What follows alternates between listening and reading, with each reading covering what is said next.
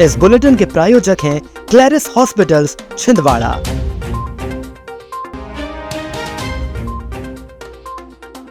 शिकायत के 24 घंटे बाद चोरी का आरोपी गिरफ्तार। उपकरण पाकर खिल उठे दिव्यांगों के चेहरे।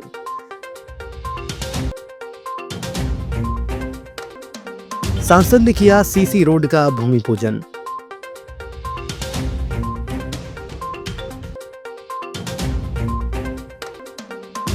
निगम दिला रहा नागरिकों को स्वच्छता की शपथ। गर्ल्स कॉलेज की छात्राओं ने देखे पौधे से बने उत्पाद। नवेगांव थाना क्षेत्र में एक बड़ी चोरी की घटना में पुलिस ने 24 घंटे के भीतर ही चोरी की गई संपत्ति बरामद कर ली है और आरोपी को गिरफ्तार कर लिया है। पुलिस ने बताया कि चोरी गई संपत्ति में सोने का मंगलसूत्र, सोने के टॉप्स, चांदी की पायल और नकदी शामिल है। आरोपी की पहचान आदिराम उइके के रूप में हुई है, जो पीड़िता का सगा भाई है। पुलिस ने बताया कि आरोपी ने अपना जुर्म स्वीकार कर लिया है और पुलिस ने उसे गिरफ्तार कर लिया है। छिंदवाड़ा में एक सराहनीय पहल के तहत 72 वृद्धजनों और दिव्यांगजनों को निःशुल्क उपकरण वितरित किए गए। यह आयोजन सक्षम आधार फाउंडेशन और एल्मिको द्वारा संयुक्त रूप से किया गया। इस आयोजन में वृद्धजनों और दिव्यांगजनों को जीवन उपयोगी उपकरण भेंट किए गए, जिसके चलते उन्हें अपने दैनिक जीवन में सुविधा होगी। उपकरण पाकर प्राप्त करने वाले आयोजक मंडल को हृदय से आशीर्वाद दिया। कार्यक्रम में मुख्य रूप से joint commissioner GPT PK. Pandey, जिला शिक्षा अधिकारी जी.एस. बघेल उपस्थित रहे। आवश्यक उपकरण के लिए हमने पूर्व में रजिस्ट्रेशन कराया था। उनमें से 72 दिव्यांग जनों और बुजुर्गों को चयनित किया गया और आज PK. Pandey ji, joint commissioner GST, हमारे परम सम्माननीय जिला शिक्षा अधिकारी श्री जी.एस. बघेल साहब, अरविंद जी भाई साहब, महेश जी, सरिता जी और पूरी टीम ने मिलके इन जरूरतमंदों को उपकरण का वितरण किया। मैं आपसे एक ही निवेदन करूंगा कि दिव्यांग जनों को अपनी समाज का हिस्सा समझे। सांसद बल्टी विवेक साहू ने ग्राम लोनी कला में ग्रामीण जनों को 10 लाख की सौगात देते हुए गांव में बनने वाले सीसी रोड का भूमि पूजन किया। इस दौरान कार्यक्रम को संबोधित करते हुए बंटी विवेक साहू ने कहा कि प्रधानमंत्री मोदी व मुख्यमंत्री मोहन यादव की मंशा है कि शहरों में रहने वाले लोगों को मिलने वाली सुविधाएं गांव में रहने वाले लोगों को भी मिले। छिंदवाड़ा और पांडुर्ना जिले में ट्रिपल इंजन की सरकार काम कर रही है। इस बजट में छिंदवाड़ा और पांडुर्ना जिले को 136 करोड़ 89 लाख के निर्माण कार्यों की सौगात दी गई है। कार्यक्रम के दौरान प्रमुख रूप से पूर्व विधायक रमेश दुबे, भाजपा नेता टीकाराम चंद्रवंशी, राजू नरोटे, जिला उपाध्यक्ष बंटी पटेल एवं श्रीराम जानकी मंदिर लोनी कला के समस्त पदाधिकारी, कार्यकर्ता और बड़ी संख्या में ग्रामीण जन उपस्थित थे। समिति के द्वारा उठाया गया है और जी से चर्चा हुई। हमारे मजलू पटेल जी आए, हमारे युवा नेता भाई बंटी पटेल जी, शहरेर भाई और मंडल अध्यक्ष हमारे विजय भाई, ये बड़ा पूरा करेंगे। मैं समिति को बहुत बहुत शुभकामनाएं, बधाई देता हूँ कि आपकी आवश्यकता है ऐसे आयोजन की और खुशी होती है कि 500 वर्षों के इंतजार के नेतृत्व में भगवान राम का भव्य मंदिर बना है।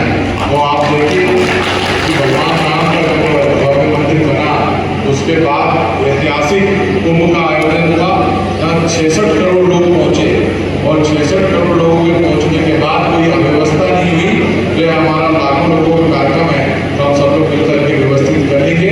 मैं सभी को बहुत बहुत शुभकामनाएं देता हूँ, बहुत बहुत बधाई देता हूँ। होली पर्व के बाद स्वच्छता सर्वेक्षण 2024 की टीम जिले में दस्तक देगी, जो कि विभिन्न बिंदुओं के आधार पर शहर की स्वच्छता को परखेगी, जिसके बाद निगम को रैंकिंग दी जाएगी। स्वच्छता टीम को सब ठीक मिले, इसके लिए निगम तैयारियों में जुटा हुआ है। महापौर विक्रम आहाके, निगम आयुक्त सीपी राय के मार्गदर्शन पर जिले भर के नागरिकों को स्वच्छता की शपथ दिलवाने के साथ साथ जागरूकता व फीडबैक अभियान चलाया जा रहा है, जहां लोगों से फीडबैक लेकर उन्हें स्वच्छता की बारीकियों से भी अवगत कराया जा रहा है। स्वच्छता टीम द्वारा वार्ड 37 में घर घर जाकर नागरिकों से स्वच्छता से संबंधित फीडबैक लिया गया और उन्हें अपनी राय देने के लिए प्रोत्साहित किया गया।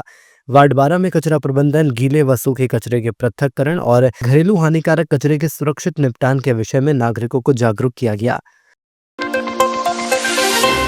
गर्ल्स कॉलेज में इको क्लब द्वारा पर्यावरण शिक्षण कार्यक्रम अंतर्गत प्रकृति भ्रमण का कार्यक्रम आयोजित किया गया, जिसमें छात्राओं द्वारा पाओमा स्थित भारतीय अनुसंधान और शिक्षण व कौशल उन्नयन संस्थान का भ्रमण किया गया।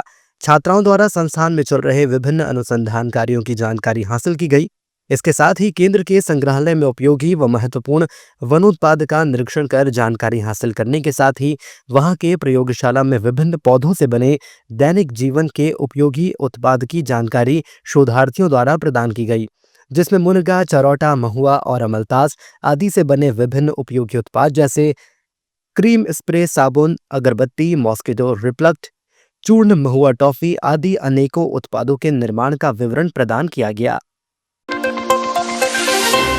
फागुन पूर्णिमा के दिन गुरुवार को लोगों ने सद्भावना के प्रतीक होली पर्व पर बुराइयों को भी होलिका के साथ दहन किया।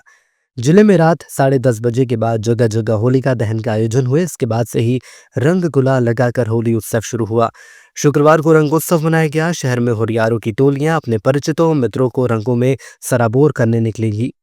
इस विशेष त्योहार के लिए तैयारियां गुरुवार से की जाती हैं। शहर में कई जगहों पर कंडों की होली जलाकर पर्यावरण संरक्षण का संदेश दिया गया। राम मंदिर परिसर में 31 फीट की होलिका की प्रतिमा स्थापित कर उसका दहन किया गया।